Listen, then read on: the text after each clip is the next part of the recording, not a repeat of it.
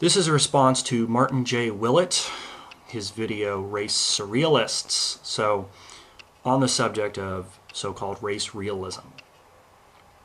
I have a story to tell and a question to go along with it.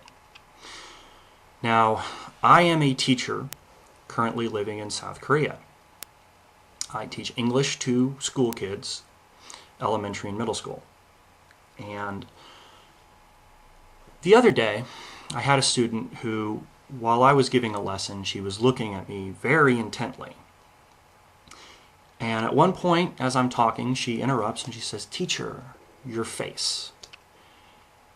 I asked her what she meant by that, and she drew a picture. She's, here's your face, mouth, lips, nose, this area. And I say, yes, the forehead, and hair, right? Yes. But it is this. I asked her what she meant. She said this shape. So I said, yes, that's called round.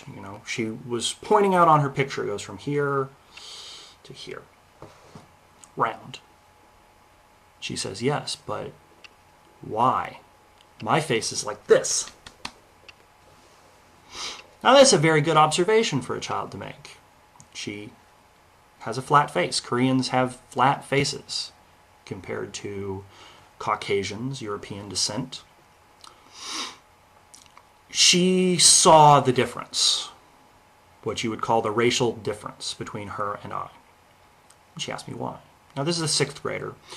I asked her if she had studied human evolution and biology. She said she had. So I told her the vocabulary that I'm going to use is probably going to be over your head, but the concepts aren't.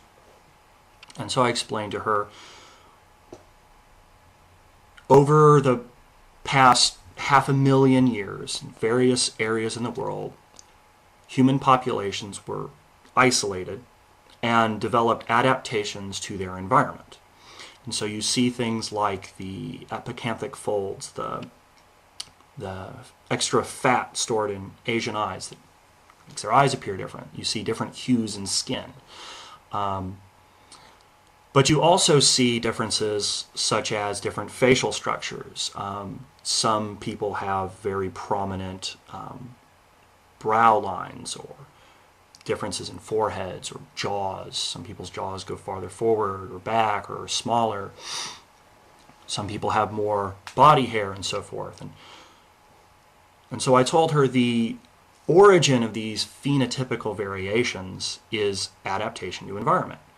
And some of these adaptations are important in surviving in different environments, different climates, and some of them are not.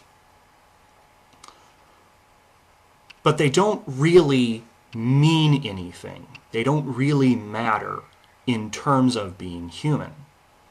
Having a round face versus a flat face may be more or less desirable to an individual due to their tastes, but it's not going to put food on the table. It's not going to put a building up. It's not going to write a book.